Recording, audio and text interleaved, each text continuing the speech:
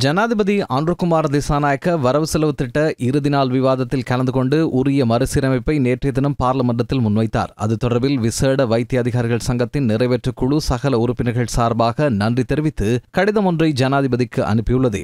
உரிய கொடுப்பனவு தொடர்பில் ஜனாதிபதி தமது சங்கத்தினர் முன்வைத்த கோரிக்கைகளுக்கு சாதகமான பதில் வழங்கியமைக்கு நன்றி தெரிவிக்கப்பட்டுள்ளது.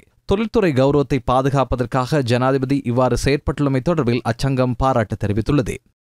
இந்நிலையில் வைத்தியர்களின் சம்பள பிரச்சினைக்கு நேற்றைய தினம் சாதகமான பதில் வழங்கப்பட்டமை தொடர்பில் அரசு வைத்திய அதிகாரிகள் சங்கம் நன்றி தெரிவித்துள்ளது.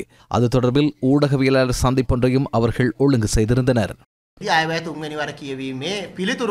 வரவு செலவு திட்ட அறிக்கை பிப்ரவரி 17 அறிவிக்கப்பட்டது. அது தொடர்பில் ஆராய்ந்து ஜனாதிபதி அன்ருகுமார் திசாநாயக்கவுடன் வைத்திய அதிகாரிகள் பிப்ரவரி 27 விசேட பேச்சுவார்த்தை ஒன்றை நடத்தியிருந்தோம். அதன் பின்னர் சுகாதார அமைச்சருடனும் நாம் கலந்துரையாடியிருந்தோம். 80 20 அலகுகளுக்காக இந்நாட்டு வைத்திய சேவையின் பெறுமதியை உணர்ந்து வழங்கப்பட்ட பெறுமதி என்பதை நாம் சுட்டிக்காட்டினோம். கொள்கை ரீதியாக இந்த வைத்தியத்துறையின் பெறுமதியை கருத்திற்கொண்டு அதனை பெற்றுத்தருமாறு தொடர்ச்சியாக கோரினோம். அரசாங்கம் தரப்பிலும் ஒரு சில பிரச்சனைகள் காணப்பட்டன. நாடு என்ற ரீதியில் நாம் நெருக்கடியில் உள்ளோம். IMF-இன் பரிந்துரைகள் மற்றும் வழிகாட்டல்களுக்கு அமையதான் நாடு முன்னோக்கி செல்கிறது. சகல விடயங்களையும் கருத்திற்கொண்டு அரசு தரப்புக்கு வைத்திய அதிகாரிகள் சங்கம் முன்வைத்த யோசனைதான் 80 20 என்பவற்றை ஏற்றுக்கொண்டு அதனை மீள வழங்குகள் என்ற கோரிக்கையை தான் நாம் முன்வைத்தோம். நேற்றைய தினம் வரவு செலவு திட்டம் 3ஆம் வாசிப்புக்கு பதிலளிக்கையில் ஜனாதிபதி அவர்கள் அவர் மீது கொண்டிருந்த நம்பிக்கையை பாதுகாத்து நாம் முன்வைத்த யோசனையை ஏற்றுக்கொண்டு பார்லமெண்டத்தில் அதற்கான பதிலை வழங்கினார்.